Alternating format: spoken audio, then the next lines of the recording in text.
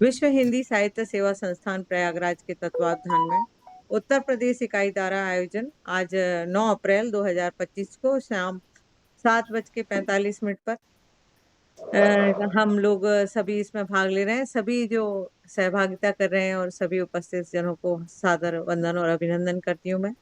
आज की गोष्ठी का विषय है मलिक मोहम्मद जायसी और प्रेम आशई सूफी का।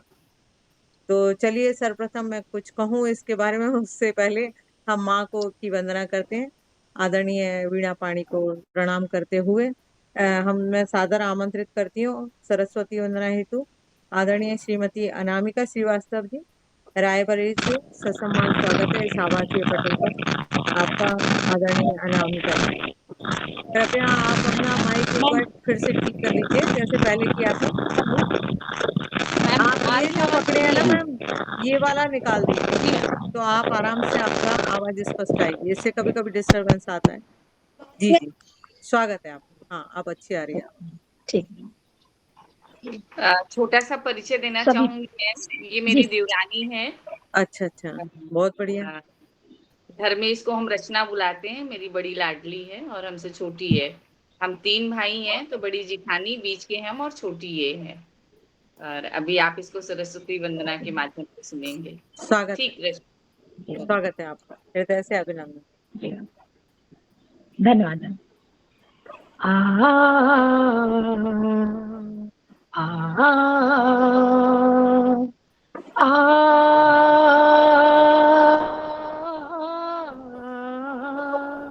सरस्वती माँ, सरस्वती माँ नमन तुमको करते हैं हम, पूरे हृदय से सम्मान करते हैं हम।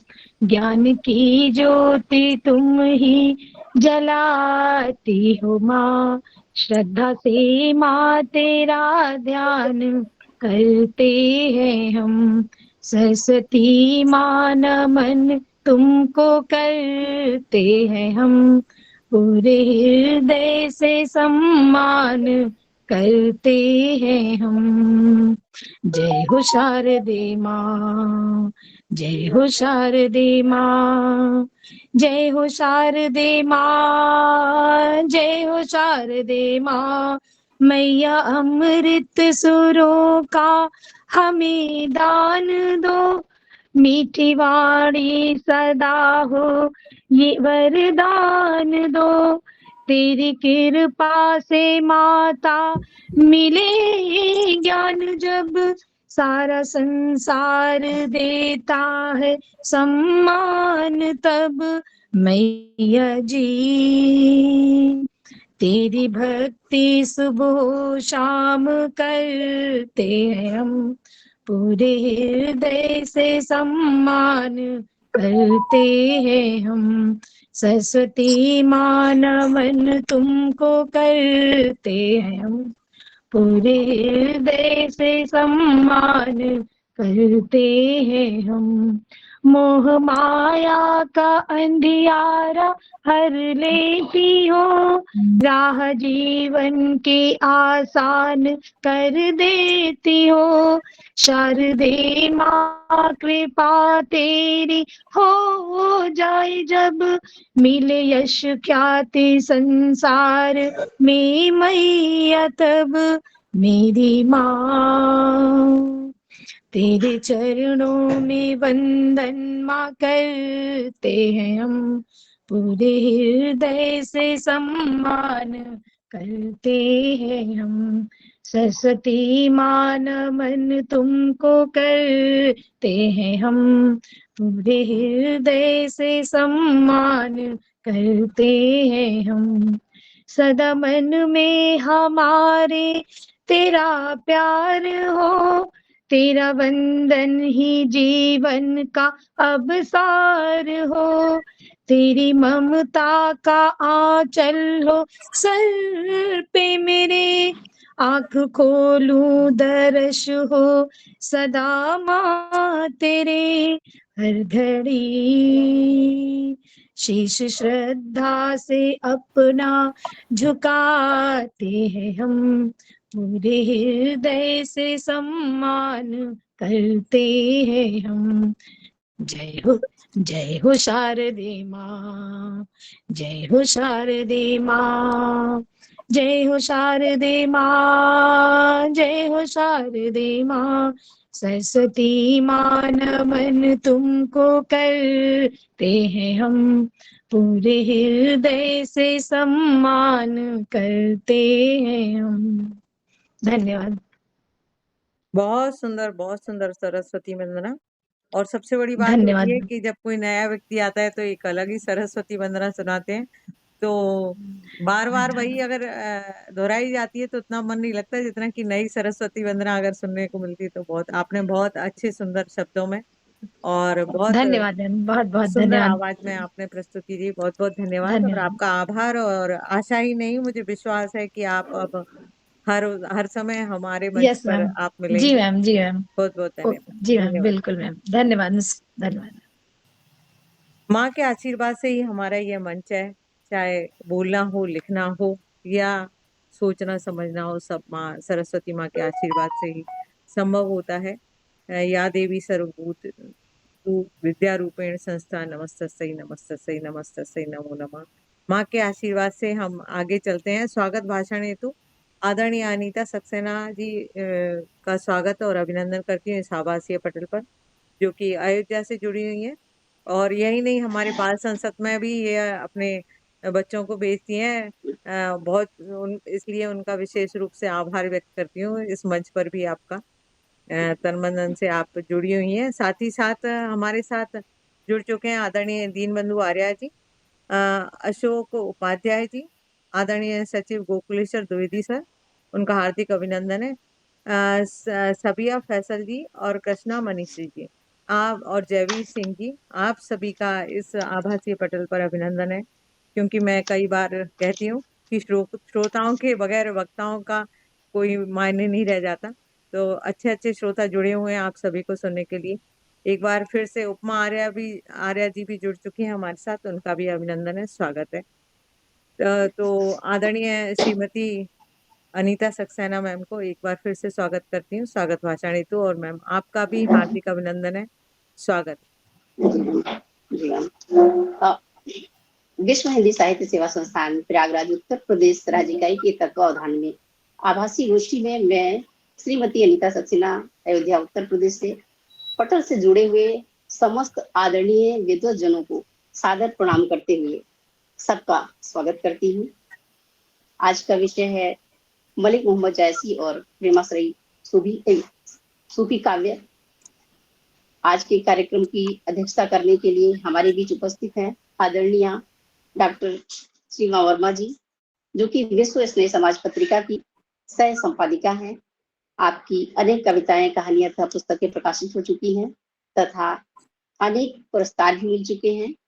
संचालन और लगभग सभी कार्यों में आप सक्रिय सहभागिता निभाती हैं। संस्थान के सभी कार्यों में आप सक्रिय रूप से आपका क्रियाकलाप होता है। आदरणीय महोदया, आपका पटल पर हार्दिक स्वागत है। आज के कार्यक्रम के वक्ता के रूप में हमारे बीच उपस्थित हैं श्रीमती मांडवी सिंह जी। आपकी योग्यता MA BEd तथा BTC है। आप अयोध्या के प्राथमिक विद्यालय में सहायक अध्यापिका हैं और संचालन करना भी आपका मुख्य शौक है। आप नारी सशक्तिकरण में सहभागिता निभाती रहती है कार्यक्रम में, और अनेक पत्रिकाओं में आपकी रचनाएं प्रकाशित हो चुकी हैं। महोदया, आपका ससम्मान स्वागत है। अभी बहुत ही मधुर स्वर में सरस्वती वंदना प्रस्तुत की गई, जिसे सबने मंत्रमुग्ध होकर सुना और सराहा। आदरणीय अनामिका श्रीवास्तव जी, जो कि रायबरेली उत्तर प्रदेश से हैं, ये अपने गांव में छोटे बच्चों को संगठित रूप से नैतिक शिक्षा प्रदान करती हैं। महोदया, आपका सस्नेह स्वागत है। विश्व हिंदी साहित्य सेवा संस्थान की आदरणीय अध्यक्षा महोदया डॉक्टर विजय लक्ष्मी राम टेकी जी का भी मैं अभिवादन करती हूँ। विश्व हिंदी साहित्य सेवा संस्थान की वरिष्ठ उपाध्यक्ष महोदय, जिनकी छत्र छाया में हम लोग कार्यक्रम करते रहते हैं, आदरणीय महोदय जी, आपका ससम्मान स्वागत है। विश्व हिंदी साहित्य सेवा संस्थान के परम आदरणीय सचिव महोदय, संस्कार गुरु डॉक्टर गोकुलेश्वर द्विवेदी जी का, जिनके मार्गदर्शन में संस्थान का समस्त कार्यक्रम सुचारू रूप से चल रहा है, आदरणीय महोदय पटल पर आपका ससम्मान स्वागत है। आज के कार्यक्रम का बहुत ही मधुर स्वर में कुशल संचालन कर रही हैं बाल संसद प्रभारी आदरणीय डॉक्टर रश्मि चौबे जी। आदरणीय महोदया, आपका हार्दिक स्वागत है। और पटल पर हमारी और भी बहुत सारे सम्मानीय श्रोतागण जुड़ चुके हैं, सभी जिसमें गढ़ीवाल बावला जी हैं और बाकी अन्य सभी दिग्गज जन जुड़े हुए हैं। सभी को आज की गोष्ठी में सादर अभिनंदन वंदन करती हूँ।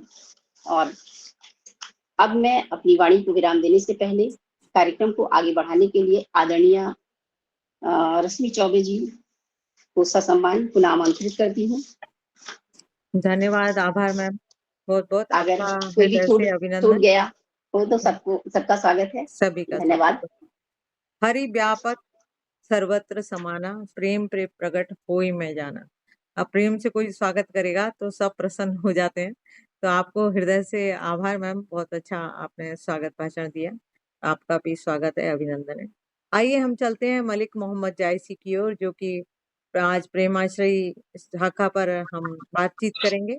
निर्गुण प्रेम मार्गी शाखा के प्रवर्तक मलिक मोहम्मद जायसी जी, जो कि इस शाखा में प्रेम परमात्मा से होता है और परमात्मा का रूप स्त्री का रूप माना जाता है, और जिन्होंने जायसी जी ने पद्मावत महाकाव्य, आखिरी कलाम, चित्रलेखा, अखरावट, कहरनामा, कन्हावत आदि काव्य लिखे।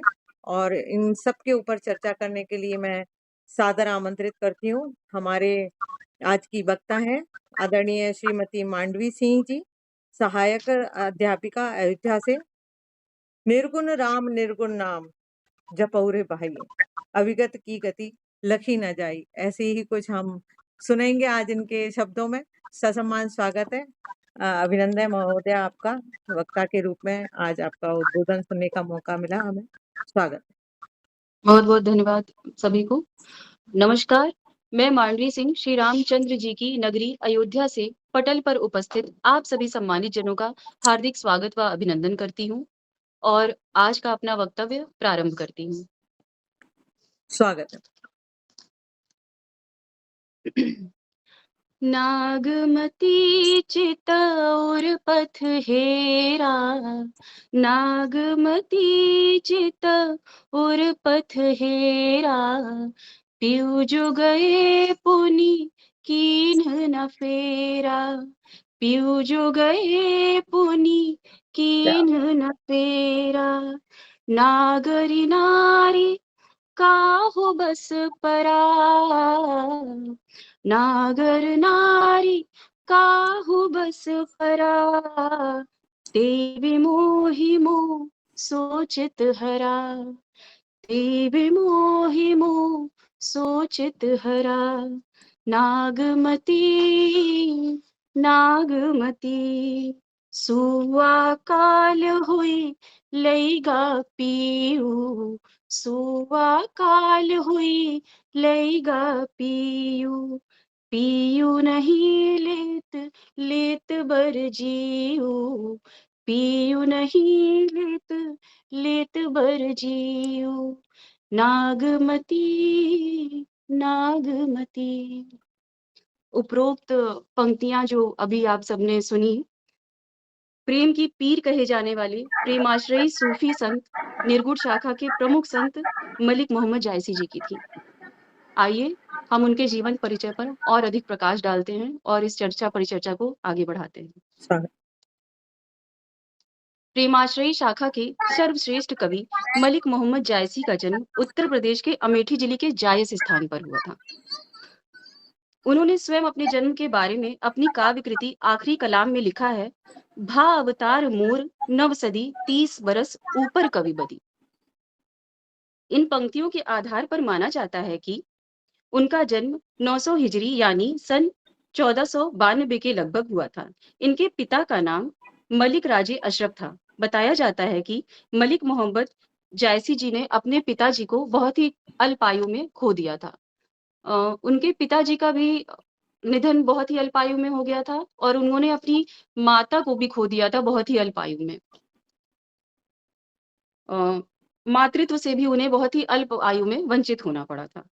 बचपन में एक दुर्घटना के कारण मलिक मोहम्मद जायसी जी को चेचक निकल आई थी, जिसे हम माता जी के नाम से जानते हैं। तो उन्हें चेचक निकल आई थी, जिसकी वजह से उनकी एक आंख और चेहरे पर उनके चेचक के दाग हो गए थे, जिससे उनका चेहरा काफी कुरूप दिखता था। जो कि वो कहते भी हैं, अपनी रचनाओं में उन्होंने पुष्टि की है कि मोहम्मद बाई दी सी तजा एक सरवन एक आंख। उन्होंने खुद इस बात को कहा है कि वो काफी कुरूप दिखते थे और उन्होंने अपनी एक आंख जो है गवा दी थी, वो सिर्फ एक आंख से देख सकते थे। जिसको लेकर उनके काव्यों में कहीं ना कहीं शेरशाह सूरी का भी जिक्र होता है।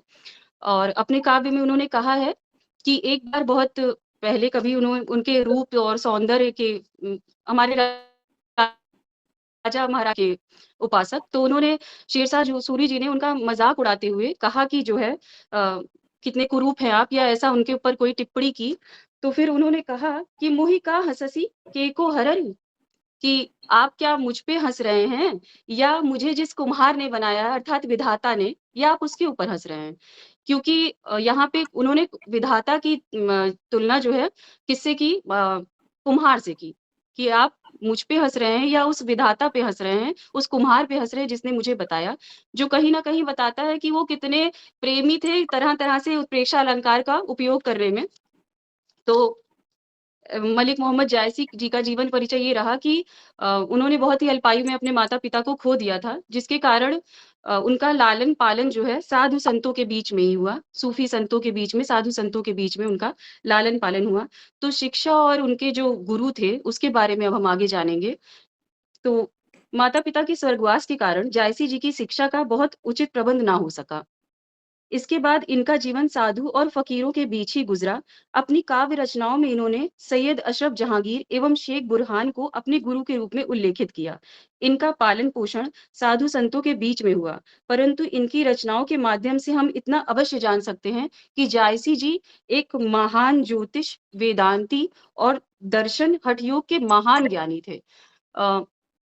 अभी मैं अपनी वक्तव्य में आगे इस बात को सिद्ध करूंगी किस तरीके से जायसी जी को ज्योतिष, हठयोग और दार्शनिकता का अपार ज्ञान था।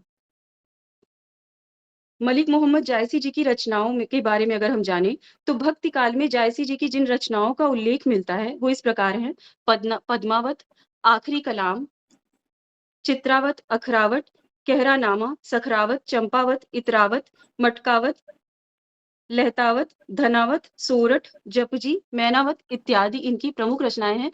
जिसमें सबसे प्रमुख रचना, जिसकी वजह से ये आज हम सब जनमानस के बीच में इतने लोकप्रिय हैं, वो है पद्मावत।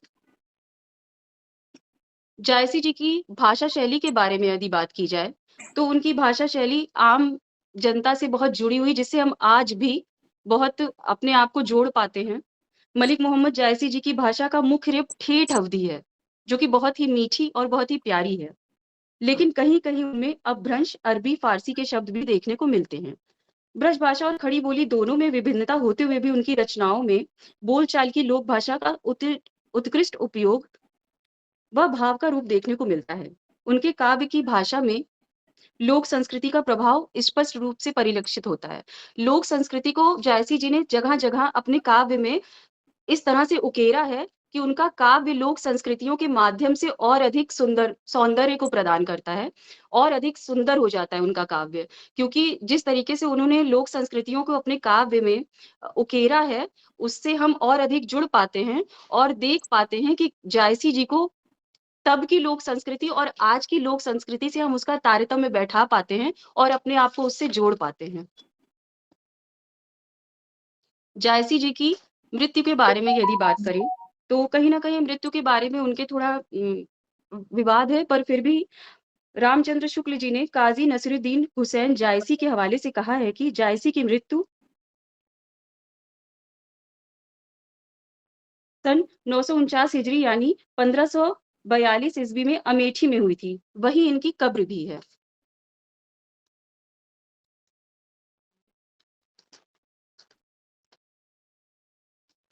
अगर हम जायसी जी के बारे में बात कर ही रहे हैं, तो यदि हम जायसी जी के महान महाकाव्य पद्मावत की बात नहीं करेंगे, तो कहीं न कहीं ये बेईमानी होगी। तो पद्मावत के बारे में बताना चाहूँगी कि मलिक मोहम्मद जायसी की ख्याति का आधार पद्मावत ही है। भारतीय लोक कथा पर आधारित इस प्रबंध काव्य में सिंघल देश की राजकुमारी पद्मावती और चित्तौड़ के राजा रत्नसेन की प्रेम कथा का वर्णन है। इसमें सर्वश्रेष्ठ काव्य में जायसी की काव्य प्रतिभा के स्पष्ट दर्शन मिलते हैं। वहीं जायसी ने इस काव्य रचना के लिए दोहा चौपाई अपनाई है और ठेठ अवधी भाषा में लोक प्रचलित को आधार बनाकर इसकी रचना की है। बता दें कि पद्मावत की रचना फारसी की मसनवी शैली पर आधारित है और इसमें कुल 57 खंड हैं।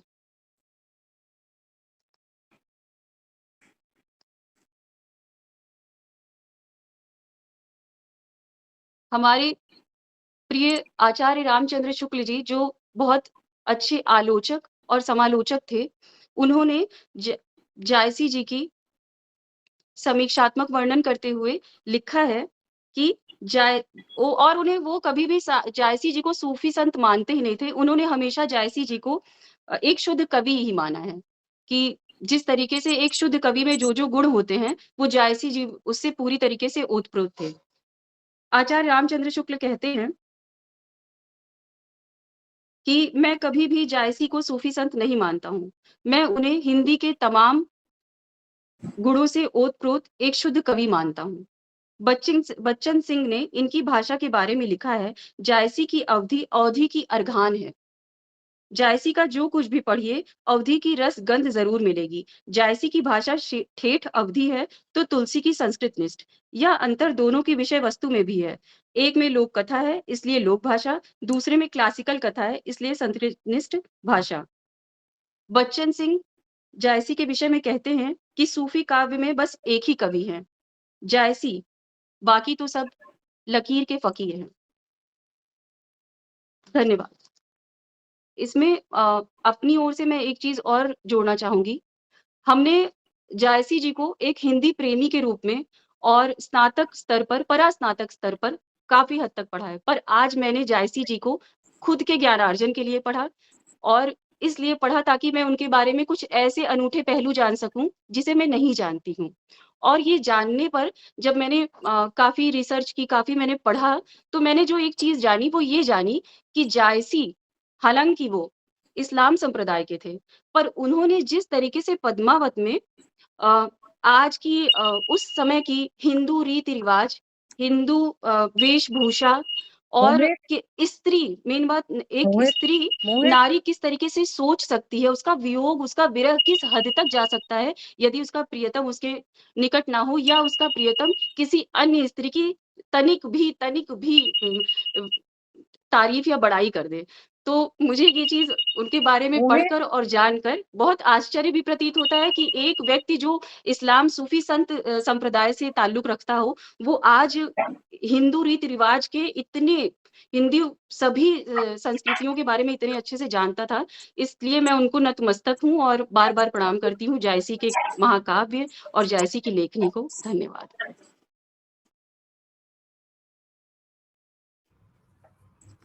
बहुत बहुत सुंदर, बहुत सुंदर। बहुत सुंदर आपने अपने विचार व्यक्त किए जायसी के ऊपर।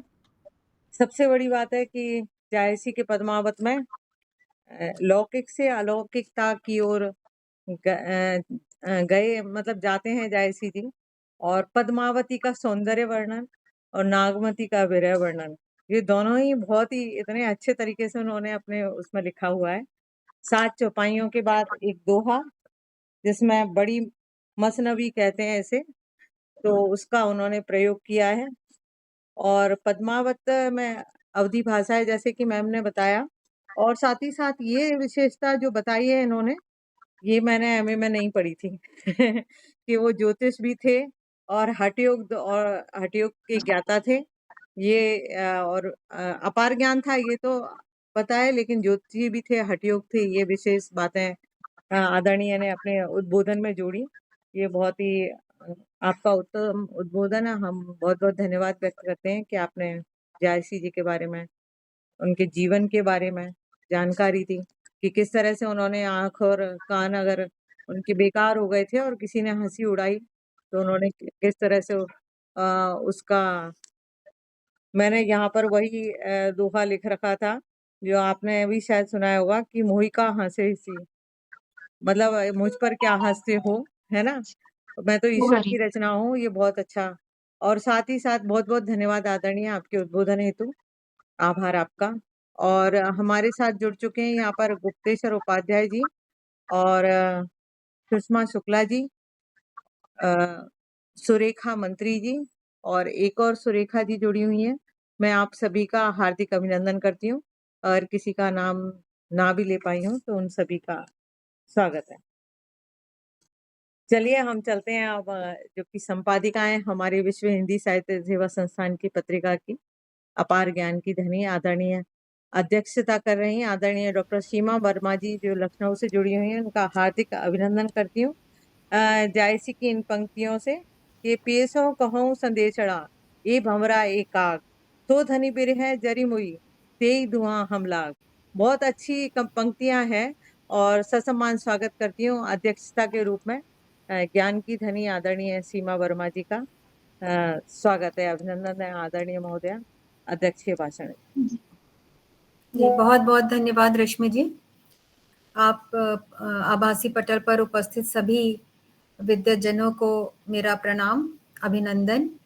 और आप सभी के समक्ष आज मांडवी सिंह जी ने काफ़ी अच्छा अपना उद्बोधन दिया और उनके व्यक्तित्व के विषय में प्रकाश डाला, भाषा शैली पर प्रकाश डाला और विभिन्न लेखकों और आलोचकों ने उनके विषय में क्या उक्तियां दी हैं उनके विषय में भी उन्होंने बताया और हमारा ज्ञान अर्जन हुआ। और रश्मि जी आप भी काफ़ी अध्ययन करके आई हैं और काफ़ी कुछ आपको भी उनके विषय में जो आप बता रही हैं उससे हम लोगों का ज्ञान अर्जन हो रहा है। हम जायसी जी के बारे में जो उन्होंने अपने पद्मावत में सबसे अंत में जो कथा समाप्त करते हुए उपसंहार खंड में जो उन्होंने अपनी पंक्तियां लिखी हैं, जो पूरे पद्मावत का सार है उसको उन्होंने उन पंक्तियों में दिखा दिया है। तो उन्हीं पंक्तियों के साथ अपने वक्तव्य का आरंभ करते हैं और कुछ थोड़ा बहुत बताते हुए उनके विषय में और ज्ञान कर बताते हुए, क्योंकि पद्मावत ही उनका जो प्रेमाश्रयी सूफी काव्य जिसे कहा जा सकता है, जो प्रमुख रूप से उन्होंने जो ये रचना की है, इसके अतिरिक्त भी उन्होंने काफी रचनाएं की हैं। उसमें भी उन्होंने एक चित्र रेखा करके उनकी रचना है जिसमें उन्होंने प्रेम का की ही कथा है, वो भी उसके विषय में भी थोड़ा सा हम लोग जानेंगे। अभी हम लोग आरंभ करते हैं पद्मावत की कथा से, उपसंहार से। तन चितौर मन राजा कीन्हा, तन चितौर मन राजा कीन्हा, हिय सिंघल बुद्धि पद्मिनी चीन्हा। गुरु सुआ जय पंथ दिखावा, बिनु गुरु जगत निर्गुण पावा। मतलब ये कि तन चित्तौड़, चित्तौड़ जो है वो शरीर के रूप में है, प्रतीक उन्होंने बिंब जो लिया है वो तन वो चित्तौड़ है, और उसके ऊपर जो राजा रतन सिंह है, रतन सेन है, वो मन के रूप में उन्होंने बिंब इसमें रखा है। और सिंघल द्वीप जहां की राजकुमारी रानी पद्मिनी थी उसको उन्होंने मन का बिंब लिया है और बुद्धि के रूप में उन्होंने पद्मिनी को लिया है। गुरु सुआ जय पंथ दिखावा, जो हीरामन तोता था वो हीरामन तोता गुरु के रूप में उन्होंने चिन्हित किए हैं, क्योंकि गुरु के बिना जगत को ज्ञान नहीं मिल सकता। नागमती ये दुनिया धंधा, जो नागमती राजा रतन सेन की पत्नी थी उनको उन्होंने माया मोह या दुनिया के जो मोह में हम लोग डूब जाते हैं उसका प्रतीक माना है। बांचा सोई ना एह चित बंधा, राघव दूत सोई सैतानु, जो राघव इनके विरुद्ध चला गया था और उसने जाकर अलाउद्दीन से मिल गया था, उसको उन्होंने शैतान के रूप में लिया है। और माया अलाउद्दीन सुल्तानु, अलाउद्दीन जो कि पद्मिनी के सौंदर्य के ऊपर आसक्त था, उसको उन्होंने कभी ना समाप्त होने वाली इच्छाओं का प्रतिरूप माना है। तो इसके साथ मतलब पूरे पद्मावत का जो सार है वो इन पंक्तियों में समा गया।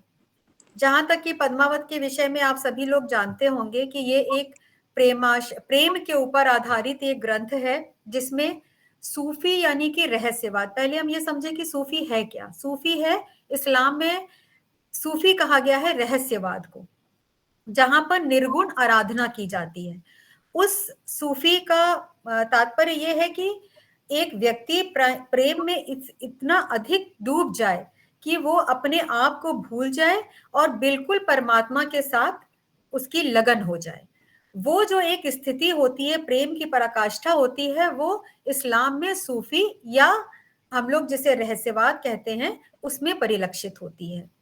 तो इसी को लेकर जायसी ने अपनी पद्मावत की रचना की है, और पूरी पद्मावत में प्रतीकात्मक रूप में और कहीं कहीं पे उन्होंने जो लौकिक में अलौकिक जो प्रदर्शन किया है उसमें, और जितने भी उन्होंने विरह श्रृंगार या संयोग श्रृंगार के रसों का जो प्रयोग किया है, उनके उद्दीपन में उन्होंने प्रकृति को दिखाया तो है, लेकिन सिर्फ उद्दीपन के रूप में दिखाया है।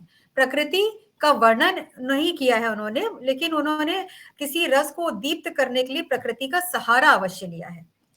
तो यहाँ पे आपको यह हमने बताया कि किस तरह से इन्होंने लिखा है। उसके बाद हम आते हैं कि प्रेम का महत्व क्या है। वो जायसी जी प्रेम का महत्व क्या बताते हैं।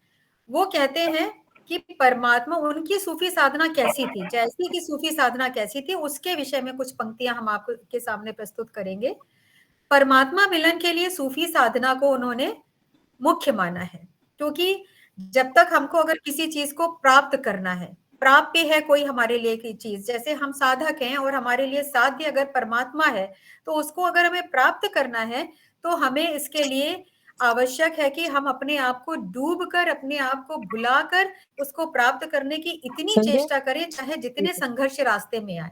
उसी प्रकार से राजा रतन सेन ने, जो साधक के रूप में इसमें दिख रहा है, उसने पद्मिनी, रानी पद्मिनी को प्राप्त करने के लिए जितने संघर्ष उन्होंने, जो उनके लिए साध्य कौन थी, रानी पद्मिनी थी, तो उनको प्राप्त करने के लिए उन्होंने जितने संघर्ष के रास्ते पे चले हैं, वो उसको, उस चरम लक्ष्य की प्राप्ति को पाने के लिए जो साधना पथ होता है, वो जायसी का रहस्यवाद है।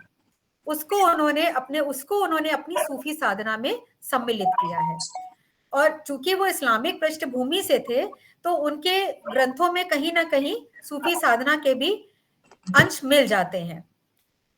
इसलिए, और दूसरी ये इन्होंने, जैसे कि इसमें एक पंक्ति आपके सामने प्रस्तुत करते हैं जिसमें ये कहा गया, जो चंद्रबली पांडे की पुस्तक में है, इश्क मजाजी इश्क हकीकी, इश्क मजाजी इश्क हकीकी की सीढ़ी है, और उसी के द्वारा इंसान खुदी को मिटाकर खुदा बन जाता है। मतलब जब हम अपने आप को जब खो देते हैं, तब हम लोग जाके परमात्मा के साथ सम्मिलित हो पाते हैं, उसमें अपने अंश को हमारा जो मिलन होता है परमात्मा के साथ, वो तभी हो पाता है जब हम स्वयं को भूल जाएं। और जैसे स्पष्ट कहते हैं कि प्रेम के बल पर ही मनुष्य बैकुंठ का अधिकारी बनता है, अन्यथा उसका जीवन एक मुट्ठी राख के सदृश है। जो अपनी पंक्तियों में भी वो कहते हैं, मनुष्य प्रेम भयेउ बैकुंठी, ना ही ता कहा छार एक मुट्ठी।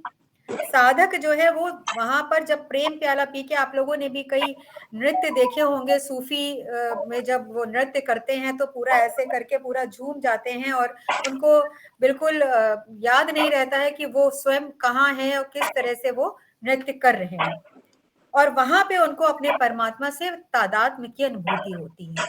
तब वो होती है सूफी साधना। और यही सूफी तत्व को, यही रहस्यवाद के तत्व को जायसी अपने पद्मावत में प्रस्तुत कर रहे हैं।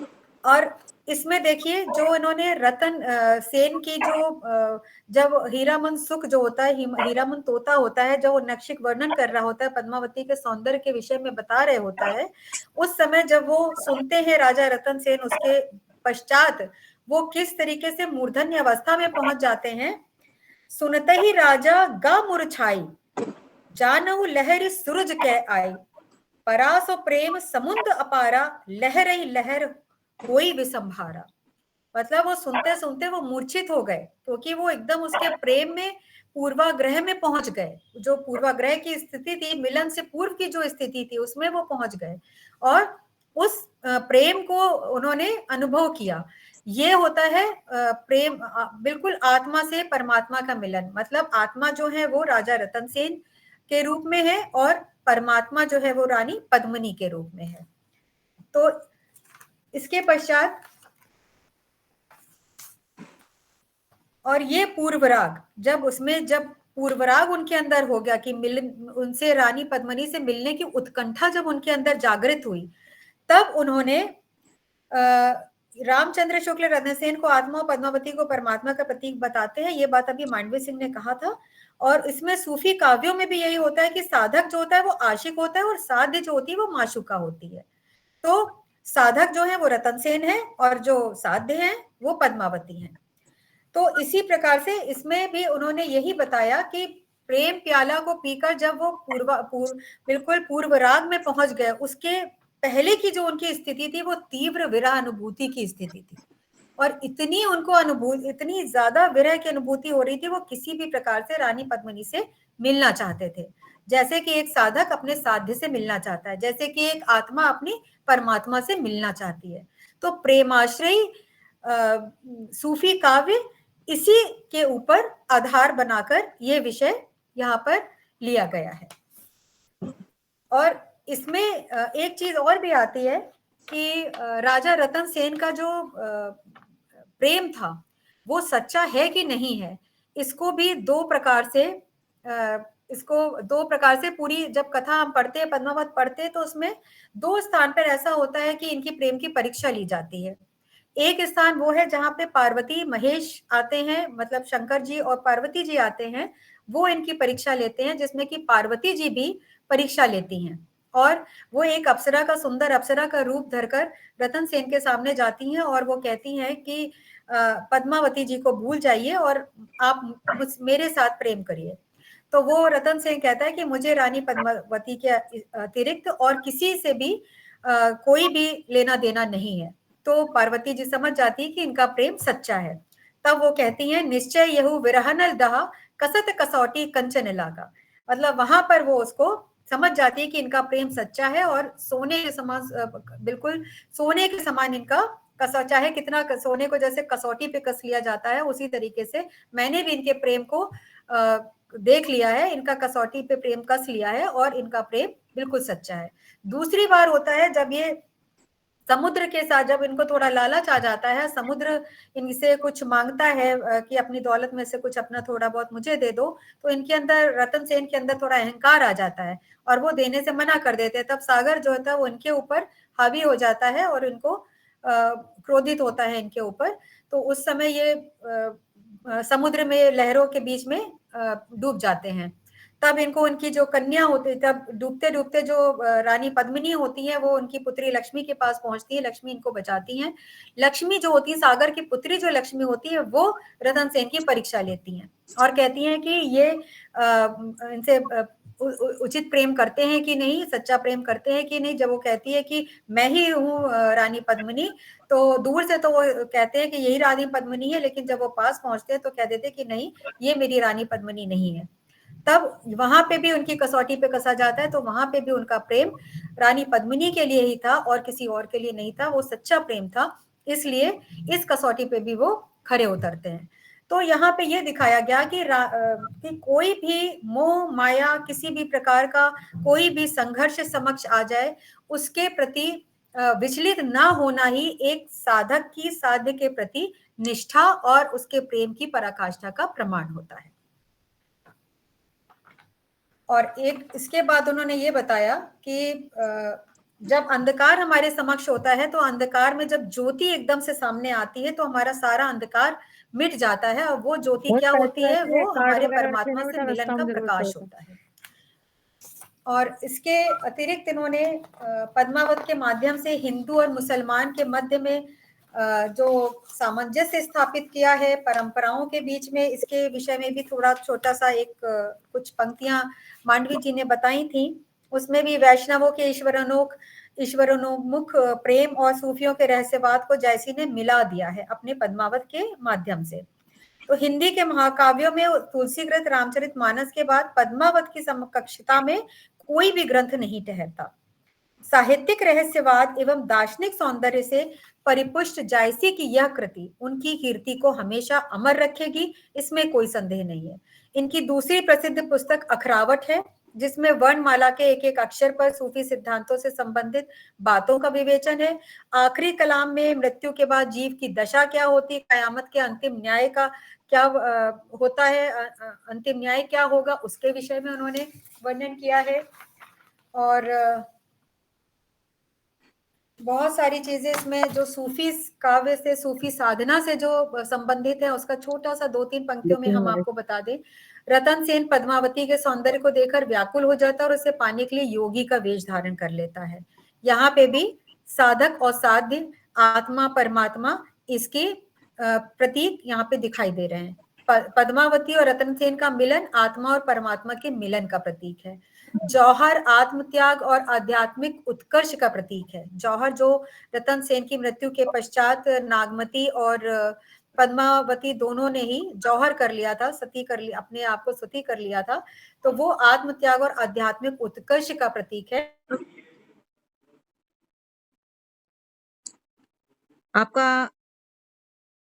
आपका माइक बंद हो गया मैम, गलती से। जी, किसी भी प्रकार से यदि वो उसको पद्मावती को पाना चाहता था, उसकी जो अतृप्त इच्छाएं थी, सांसारिक इच्छाओं का प्रतीक अलाउद्दीन खिलजी को माना गया है।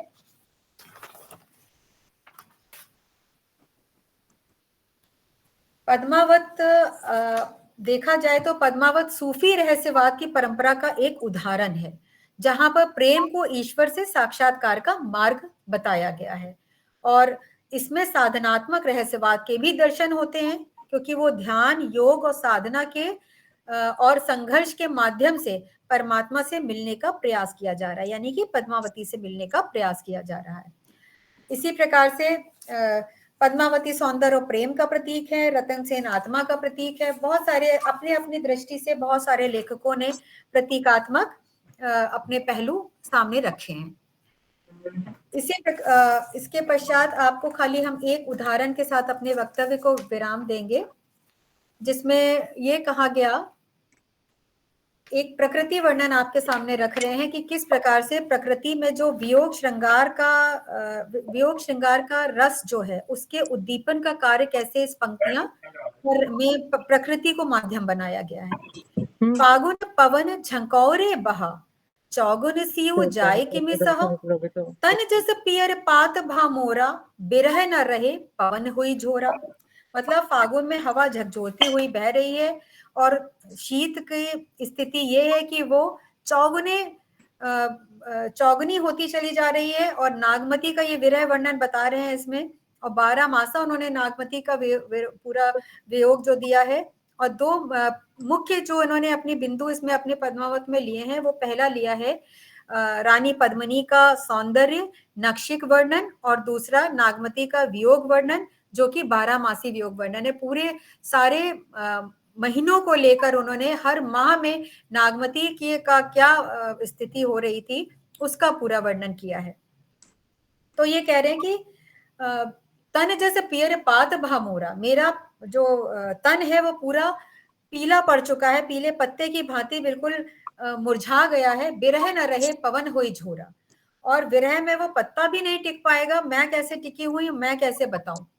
तरिवर फरे झरे बन ढाका, भई अनपत्त फूल पर साका, करे ने बनापति कीन हुलासु, मोह कहा भा जग दून उदासु। मैं तो कलियों से वनस्पति हुलसित हो रही है, मतलब कलियां निकल रही हैं पेड़ों पौधों में, तो वो तो खुश हो रही हैं, लेकिन मेरे लिए तो पूरा संसार मेरे पति के वियोग में मैं पूरी तरीके से उदास हूं। और जैसे लग रहा है कि होली की आग मेरे अंदर जल रही हो, उसको ऐसा प्रतीत हो रहा है, क्योंकि फागुन का महीना है, फागुन के मास में ही होली पड़ती है, तो होली की आग जैसे मेरे अंदर जल रही हो। और जौ पे पियहि जरत अस भावा, जरत मरत मोहि रोस न भावा, रातिहु देवस यह मन मोरे, लागो कंत थार ज्यों तोरे। कह रहे कि प्रिया को अगर इस तरह से मेरा जलना अच्छा लगता है तो ठीक है, मैं भी क्रोधित नहीं होंगी, मैं भी रोष नहीं करूंगी। मेरा पति जहां गया है वहां खुश है तो वहीं सही। अगर मुझे उसे अच्छा लग रहा है कि मैं जल रही हूँ, उसे नहीं दुख हो रहा है, तो मैं भी रोष नहीं करूंगी। और यह तन जारो छार के, कहो कि पवन उड़ाओ, ये बहुत प्रसिद्ध उदाहरण है, आप लोगों ने भी, सबने जिन्होंने हिंदी साहित्य लिया है पढ़ा होगा। यह तन जारो छार के, कहो कि पवन उड़ाओ, मकुते ही मारग होई, परौ कंत धरे जहां पाओ। तो मैं तो ये कहूंगी, ये तन, इस पूरे मेरे शरीर को जला के राख बना दे, और पवन से मैं कहूं कि इसको उड़ा के वहां पे पवन डाल दे जहां पे, जिस मार्ग पर मेरा पति अपने पैर रखेगा। यानी कि मेरे शरीर भी जलकर राख बनके मेरे पति के पैरों के नीचे ही आए।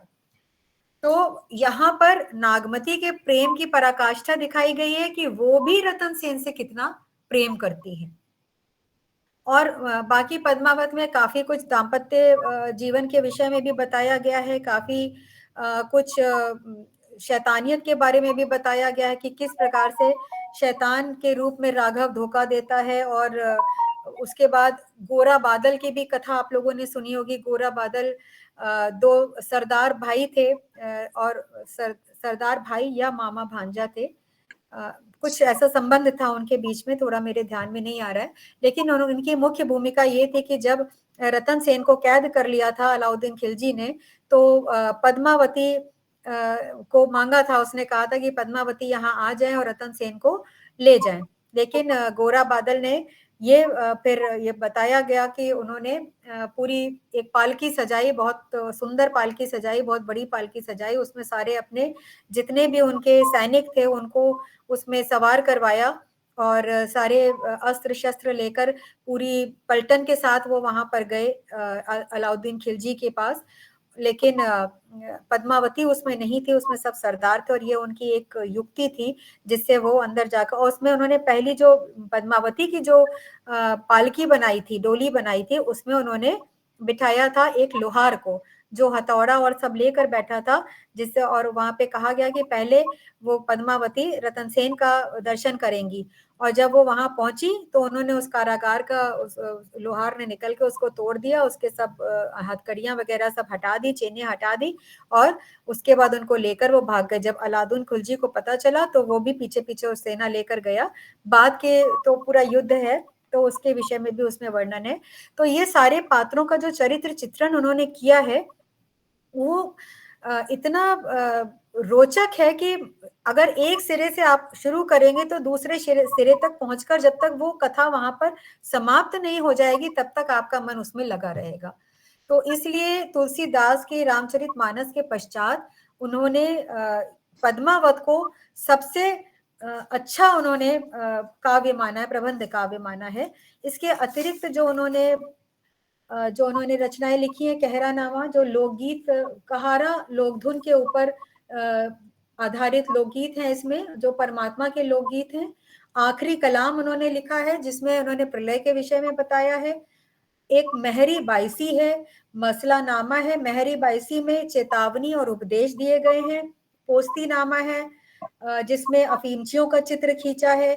चित्र रेखा जिसके बारे में अभी बता रहे थे, एक प्रेम कथा है जो, लेकिन ये पद्मावत से नीचे की कोटि में आती है, द्वितीय श्रेणी में इसको रख सकते हैं। इसमें चंद्रपुर की राजकुमारी के विषय में जो चित्ररेखा जिसका नाम था उसके विषय में बताया गया है, और उसका विवाह प्रीतम सिंह से किस प्रकार होता है उसके विषय में बताया गया है। तो ये इनकी मुख्य रचनाएं थी। इसके अतिरिक्त जो बाबू गुलाब राय जायसी के विषय में जो लिखते हैं उसकी एक पंक्तियां हम आपके सामने रखना चाहेंगे। जायसी महान कवि हैं, उनमें कवि के समस्त सहज गुण विद्यमान हैं। उन्होंने सामयिक समस्या के लिए प्रेम की पीर की देन दी, उस पीर को उन्होंने शक्तिशाली महाकाव्य के द्वारा उपस्थित किया। वे अमर कवि हैं। इसी के साथ हम अपनी वाणी को विराम देते हैं, और यदि कोई भी श्रोतागण किसी विषय में, इस विषय में अपने विचार और रखना चाहें तो उनका स्वागत है। धन्यवाद। बहुत ही उत्तम रूप से आपने अपना अध्यक्षीय भाषण रखा मैम, और आपने जो कुछ छूट गया था पहले वक्तव्य में उसको भी समेटने की कोशिश की आपने, संपूर्णता लाने के लिए बहुत बहुत धन्यवाद आदरणीय महोदया। आपकी बहुत बहुत उपस्थिति बहुत अच्छी रही। मैंने पहली बार शायद आपका अध्यक्षीय भाषण सुना और बहुत अच्छा था। बहुत बहुत धन्यवाद। और हमारे साथ जुड़ चुके हैं आदरणीय अर्जुन गुप्ता जी, गुप्तेश्वर उपाध्याय जी, और रश्मि लहर जी, रेखा अग्रवाल जी, डॉक्टर सुनील कुमार चतुर्वेदी जी, अरुण कुमार श्रीवास्तव जी। उनका आत्मीय अभिनंदन है, स्वागत है इस आभासीय पटल पर। आप इस गोष्ठी से जुड़े उसके लिए आभार व्यक्त करती हूँ।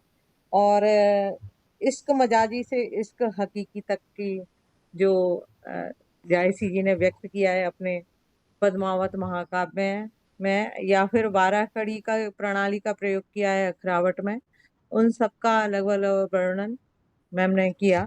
और यहाँ पर उन्होंने अपने उद्बोधन में बताया कि दार्शनिक सौंदर्य एकाग्रता से जो साधना की है, परीक्षा भी दी और उसमें भी वो पास हुए, परीक्षा में एक तरह से उत्तीर्ण हुए और अपनी साधना की ओर अग्रसर हुए। ऐसे थे जायसी। और जायसी के जो पद्मावत महाकाव्य है, जो कि बहुत प्रसिद्ध महाकाव्य है, उसका विस्तृत रूप से उन्होंने अपने उद्बोधन में उसको समेटा। बहुत बहुत धन्यवाद। और जैसे कि 12 मासा आषाढ़ मास से शुरू हुआ है नागवती का पर्यावरण। सच बताऊं मैम, मैं जब एमए में थी तो शायद 21-22 साल की रही होंगी, और इनके जो इन्होंने उपमा और रूपक जो प्रयोग किए हैं, मुझे बड़ा मतलब समझने में वक्त लगता था। उस समय मेरे कोर्स में थी ये जायसी का पद्मावत, जब एमए कर रही थी मैं, और बहुत अच्छा था, कुछ अलग था। और सच कहा आपने कि तुलसीदास जी का जो रामचरितमानस है, उसके बाद अगर रचना ले सकते हैं तो एक ये भी हो सकती है कि जायसी की पद्मावत बहुत अच्छी थी। हम लोगों ने सभी ने अभी एक पद्मावती पिक्चर आई थी, उसकी कहानी से भी कुछ मिलता जुलता है इसमें। जो जो भी वर्णन है उसको वो वहां पर भी ले सकते हैं, मतलब मुझे कुछ कुछ वैसा ही लगा, परंतु पूरा नहीं है क्योंकि इसमें आध्यात्मिकता आ गई है, तो उसको रूपक की तरह यहाँ पर रखा हुआ है। नहीं, उपमान और प्रतीक के रूप में यहाँ पर उनको रखा हुआ है। पद्मावती हो चाहे वो रतन सेन हो, तो वहां पर कहानी कुछ अलग हो जाती है। यहाँ ये प्रेम प्रसंग सा लगता है फिल्म में, लेकिन वहां पर अलौकिकता दृष्टिगोचर होती है। जायसी की पद्मावती में बहुत सुंदर वर्णन किया और अध्यक्षीय भाषण में इसको समेटा। आदरणीय हमारे वक्ता ने भी इनको इन सभी चीजों को लिया अपने वक्तव्य में। अध्यक्ष महोदया कुछ कह रही थी कि आप कुछ और भी लोग अगर कुछ कहना चाहें तो, शायद आपने ऐसा कुछ कहा क्या, या मैंने गलत? नहीं, हमने यही बोला था कि अगर यदि कोई भी इस विषय पे और अपने विचार व्यक्त करना चाहें तो रख सकते हैं। गुप्तेश्वर जी का और एक गलती चीज से रह हैंड गई रेज। थी, जी जी। रश्मि जी, एक चीज रह गई थी। पुष्पा जी का विशेष आभार हम प्रकट करना चाहते हैं, जिन्होंने हमको अध्यक्ष के रूप में यहाँ पर आज आमंत्रित किया, और सभी का संयोजक के रूप में भी उनका हमेशा ही बहुत अच्छा योगदान रहता है। पुष्पा जी, आपका बहुत बहुत धन्यवाद। और यहाँ पर सुषमा जी का हाथ उठा हुआ है मैम, बस, और तो किसी का नहीं। गलती से उठाए या फिर मुझे पता नहीं जानबूझ के उठाया है उन्होंने। शायद कुछ कहना चाहती हो आप, तो आप बोल सकती हैं अपना।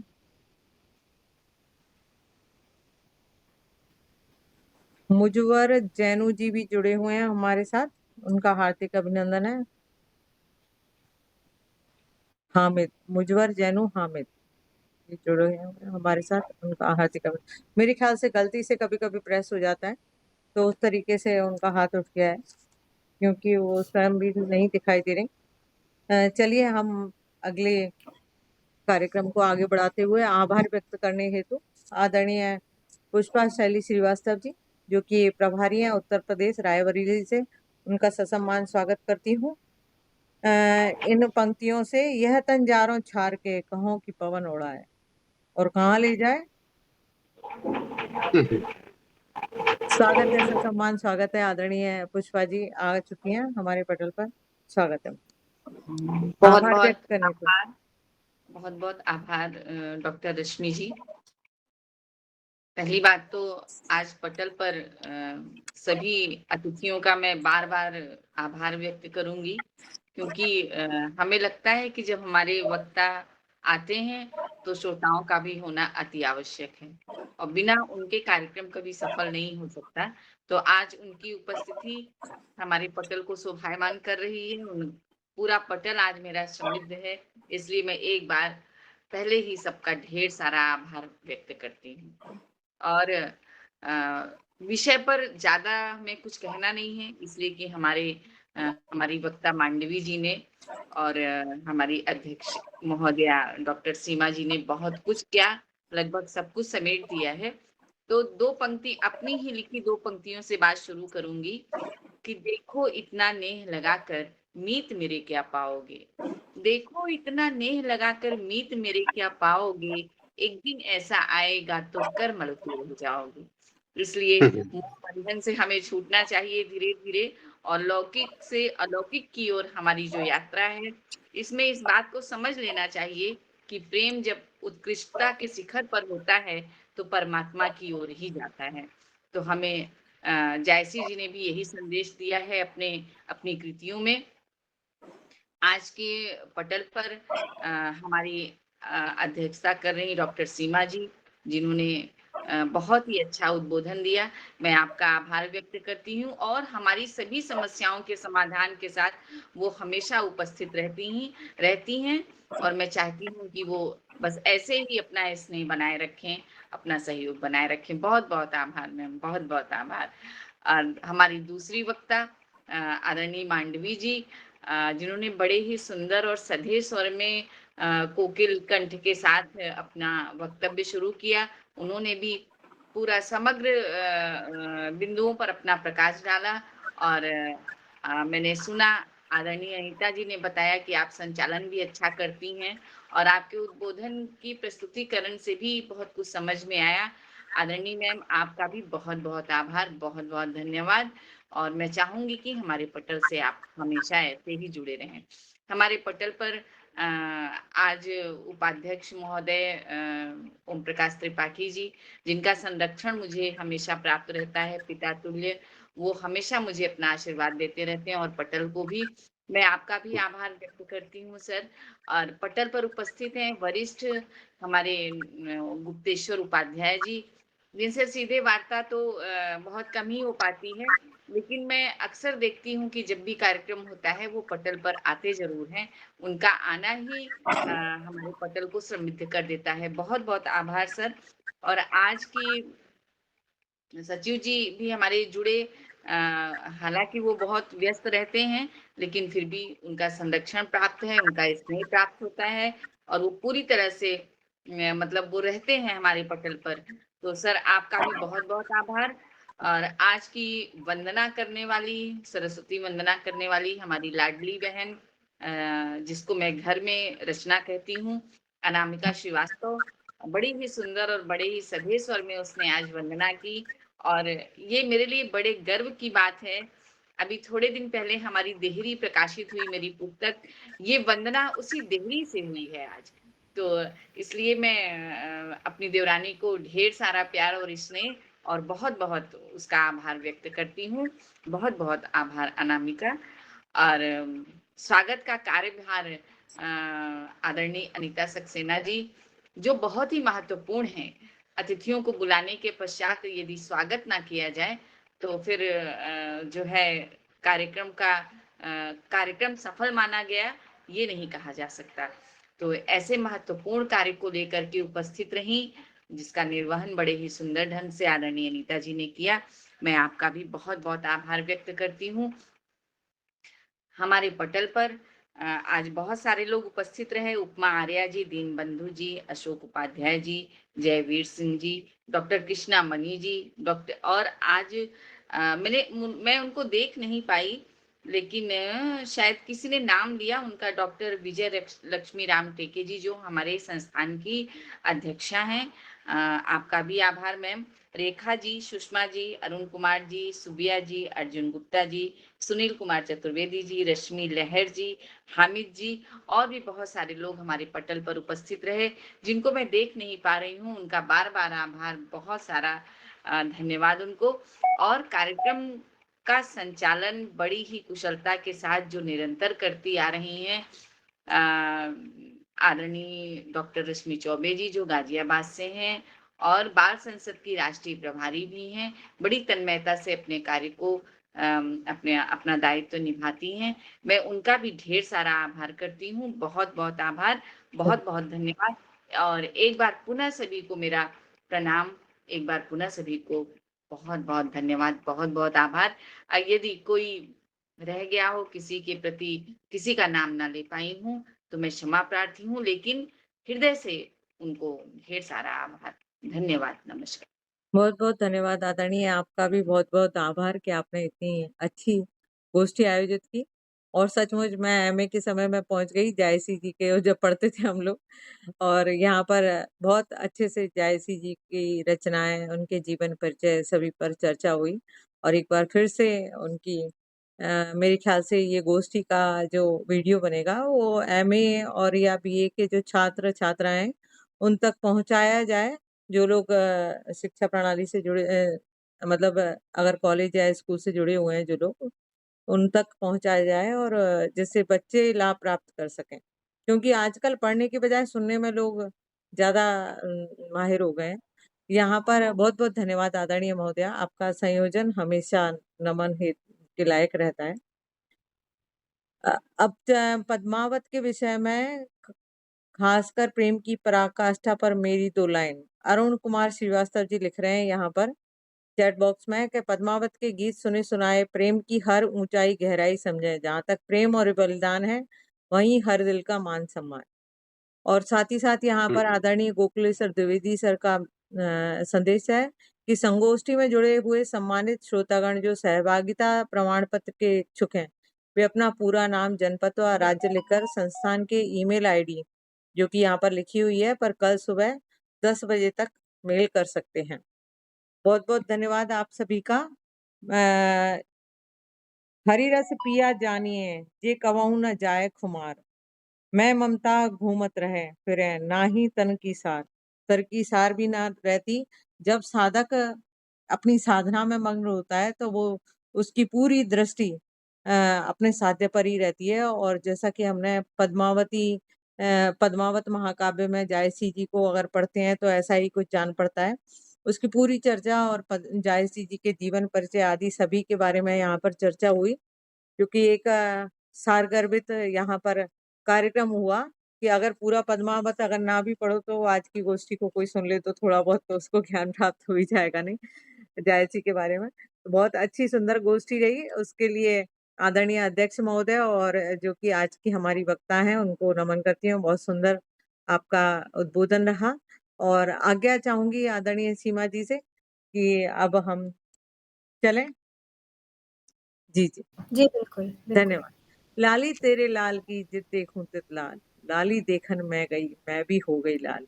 आज का कुछ ऐसा ही हमने सुना कि जायसी का जो अलौकिकता थी, अलौकिकता की तरफ जो वो चलते हैं, तो उनका जो वर्णन था वो सचमुच वो प्रेम के माध्यम से प्रदर्शित हुआ, जो कि बहुत ही सुंदर था। और आज के ज्ञानवर्धक गोष्ठी रही हमारी। हम फिर मिलेंगे इसी समय इसी दिनांक को। जी पुष्पा जी शायद कुछ कहना चाह रही हैं आप? शायद अरे घर पर। सॉरी मैम, बेटी बैठी थी, उससे जी जी मैं बात जी करने कोई लगी बात और नहीं। तो सभी को शुभ रात्रि, धन्यवाद। हम फिर मिलेंगे सभी इसी को समय नमस्कार, इसी दिन। शुभ रात्रि। नमस्कार। नमस्कार, शुभ रात्रि।